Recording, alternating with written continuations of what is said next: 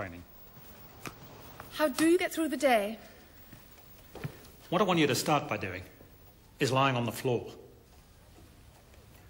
And in case it may be treasonable to stand up while a member of the royal family is lying down, I'll be happy to join you.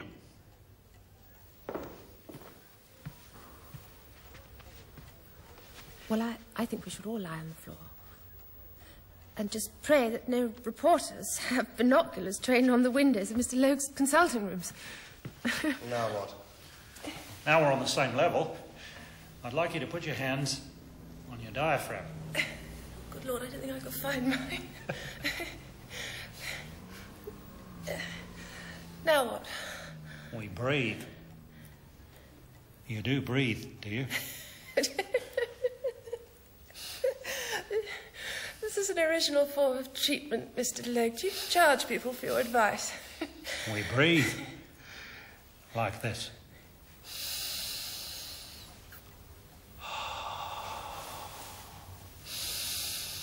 Good Lord. Fascinating. Come on, Bertie, breathe. Like this. Isn't she lovely? Mary, I'm hopeless with babies. I never know what comes out where. Good morning, Elizabeth. How are we today? Oh, she's been a little fractious. She's caught sight of her grandfather and she's saying to herself, can that old fool be King of England? Is this possible?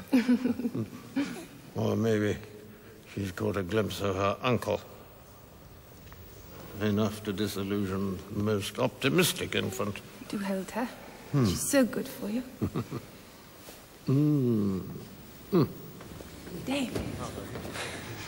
Congratulations to both of you on your daughter. She's quite lovely. Thank you. I'm sure it's what he thinks I should be doing, but I don't think I shall ever have children.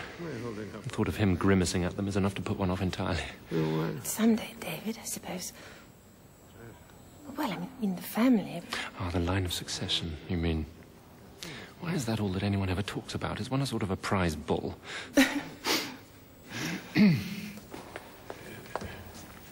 beginning to wake up. Thank you. Very good.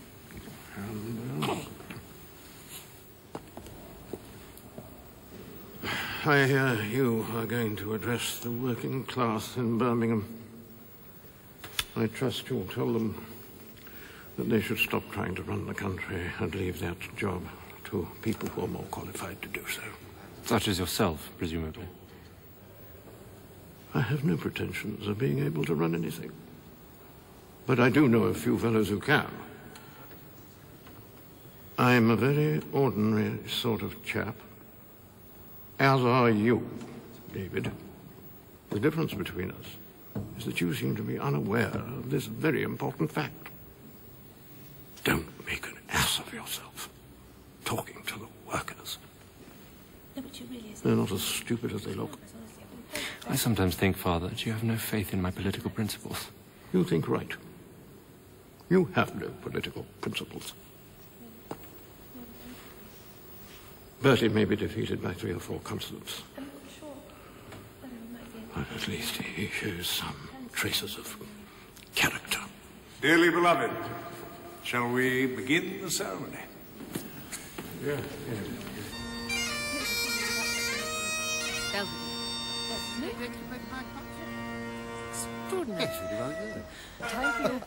Well done, David. What do you think, Thelma? Marvellous, darling. It's my own composition, Bertie. I'm thinking of calling it Fort Belvedere, because it was composed here in Fort Belvedere. Man must leave something of himself in the world. Dear me. Ooh, I always think it's so clever to have the bagpipes as one show-off, because no one has the faintest idea whether you're playing them well or badly.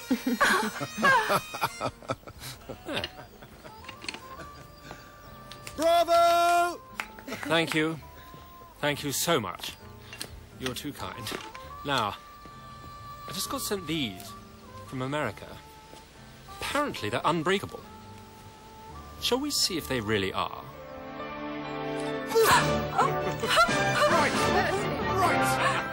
Quite bad. I love to see brothers who get on. Will they always be this close, do you think? Oh, I think so. David will become king and become serious suddenly, like Henry V. And then Bertie will be able to look up to him even more.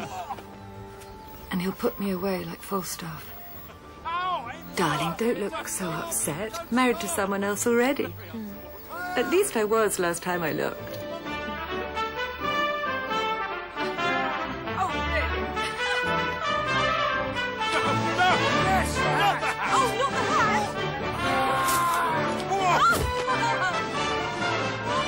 Yes! Well done!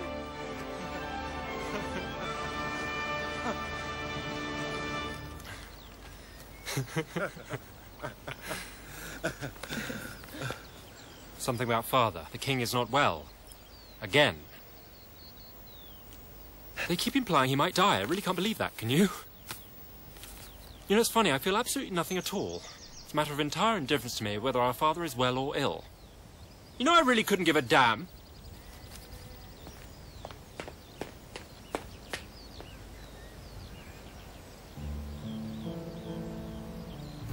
You really have to go? I'm afraid so. We have 2 little girls to take care of. They have to be in bed. So do we. Simply that my brother and his wife fear the sanctity of their family life will be corrupted if they stay any longer. Do you see us as the good children, David? Naturally, and Thelma and myself as terribly wicked. Evil, David, evil. Oh, David, we're not too late, are we? No! David, this is Mrs. Wallace Simpson. I've asked her to look after you while I'm away. What an intolerable burden to lay on someone, Thelma. Goodbye, darling David. Goodbye, Thelma. Bye. Don't neglect us, will you?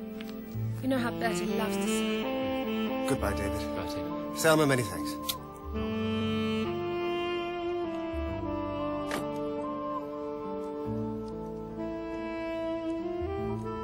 Bye. Bye.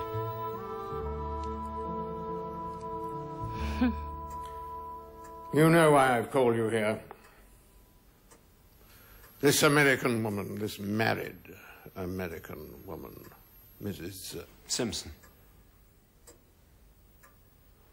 We've been hearing things. What things? That she stays with you at the fort overnight. Doubtless her husband is a loyal British subject, despite marrying an American. But I'm sure his loyalty to the crown has its limits.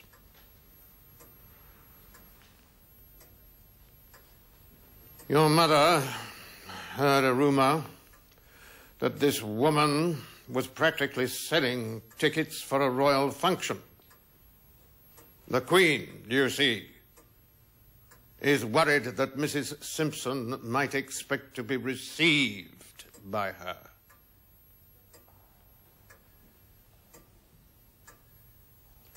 Is this relationship a clean one?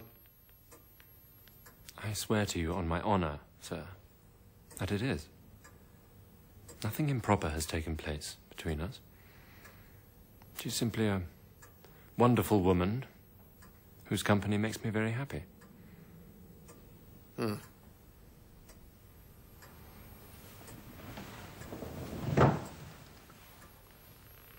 If that is your word of honor, I am prepared to ask her and her husband to the Jubilee Ball and to Ascot. But if you are lying to me, boy, the lie will poison more things in our family than you can imagine. I'm telling the truth.